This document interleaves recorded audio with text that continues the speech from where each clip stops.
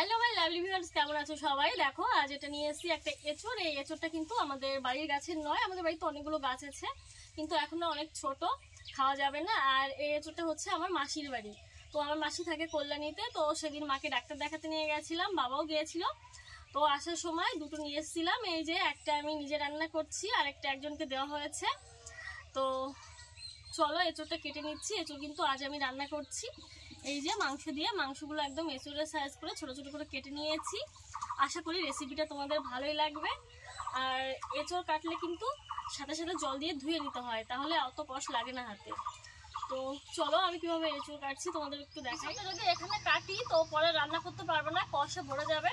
তো আমি বাইরে থেকে এঁচড়টা কেটে নিয়ে এসছি, সেই কল্যাণীর থেকে টেনে নিয়ে এসছি।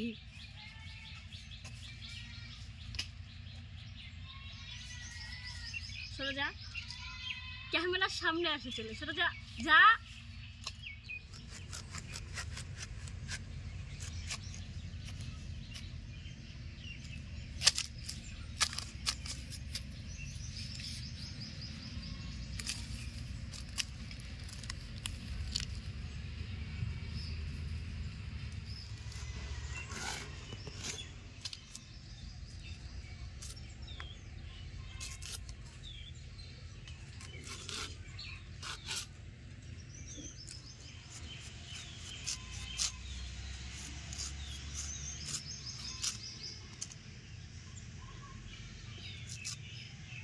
অনেকদিন আগের কাটা, তার জন্য বেশি একটা কষ্ট নেই।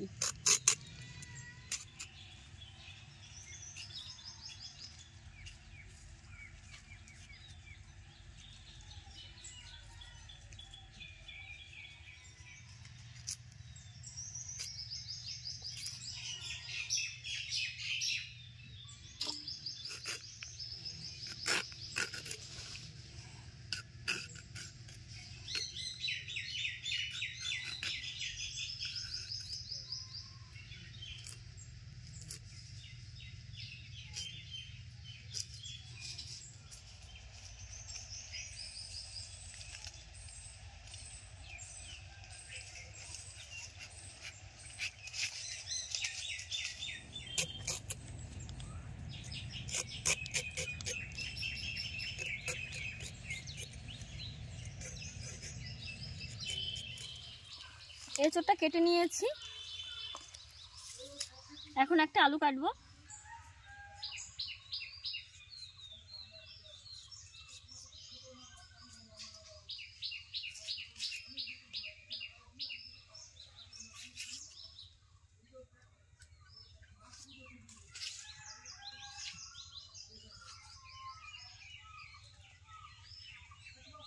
ভালো করে ধুয়ে সেদ্ধ বসিয়ে দেবো।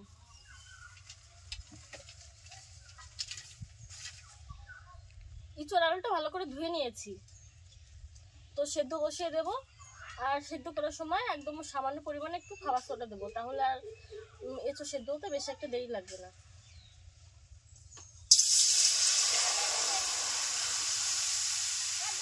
দাও, দিয়ে দিচ্ছি একটু খাবার সোডা,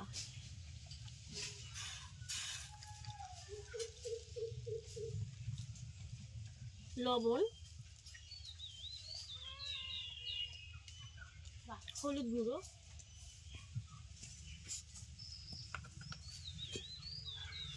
ঢাকা দিয়ে সেদ্ধ করে নেব।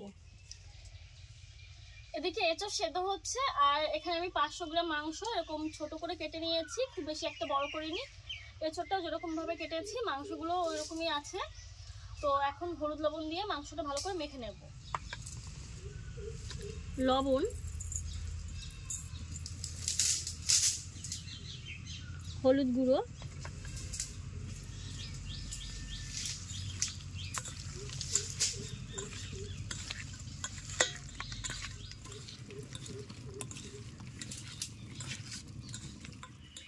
প্রায় 20 মিনিট মতো লাগলো এঁচড়টা সেদ্ধ হতে। আর মাঝখানে আমি দুবার ঢাকনাটা উল্টে একটু নেড়ে ছেড়ে দিয়েছিলাম। এঁচড়টা খুবই সুন্দর সেদ্ধ হয়েছে।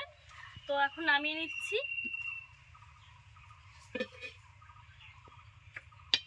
একদম অল্প একটু জল রয়েছে,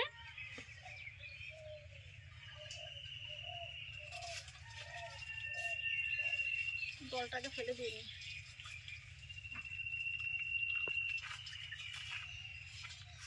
এইটুকুনো জল রয়েছে।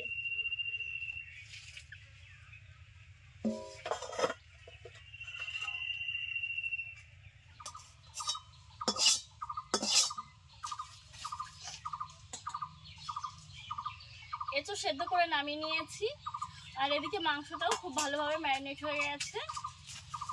কড়াইতে এখন দিয়ে দেবো সরিষার তেল। রান্নাটা কিন্তু আজ আমি সরিষার তেলেই করছি।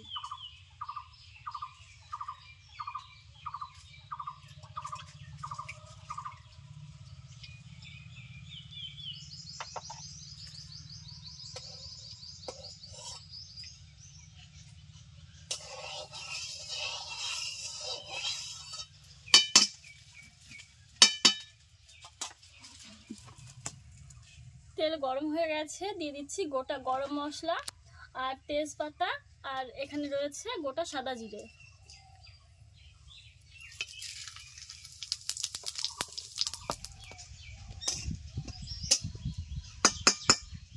দিয়ে দিচ্ছি পেঁয়াজ কুচি। পেঁয়াজগুলোকে একদম সরু করে কেটে নিয়েছি।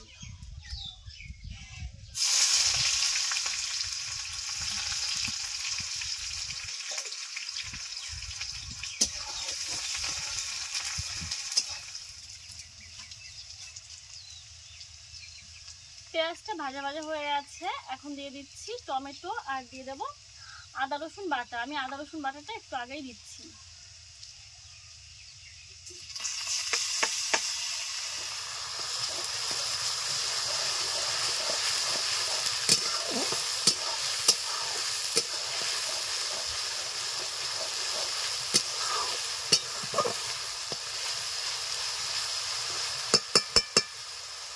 একটা টমেটো,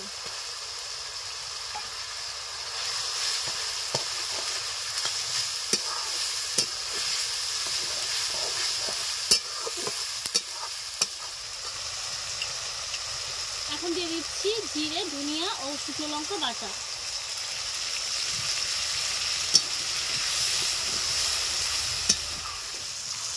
4-5 মিনিট ভালো করে নেড়ে চেড়ে কষে নিয়েছি। মশলাটা মজে গেছে। এখন দিয়ে দিচ্ছি সামান্য চিনি।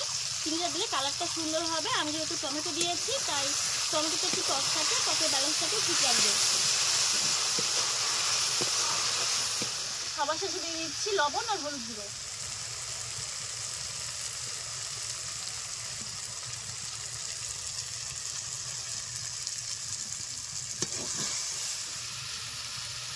দিয়ে দিচ্ছি মাংস।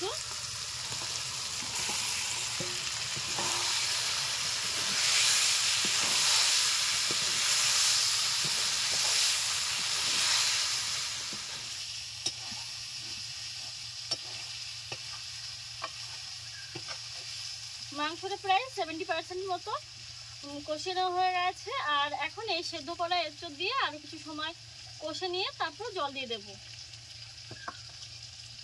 এঁচোড়টা দিয়ে দিচ্ছি।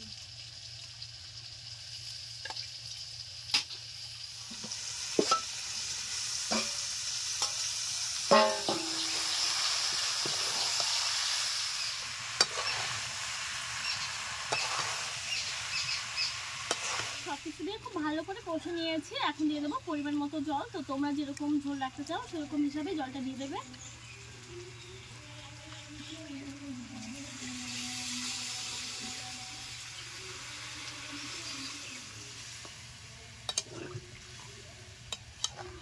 ঝোল দেওয়ার পরে আমি 10 মিনিট মতো জাল করে নিয়েছি।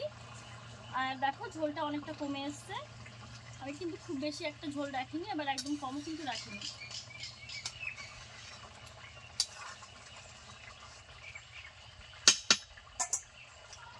এখানে নিয়েছি মিট মশলার গুঁড়ো। তো এখন দিয়ে দিচ্ছি।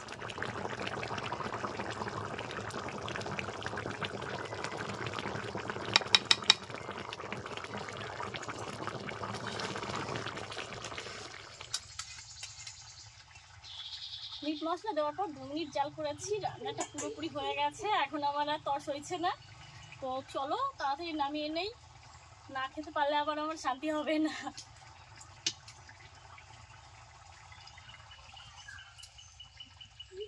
দারুণ সুন্দর গন্ধ বেরিয়েছে।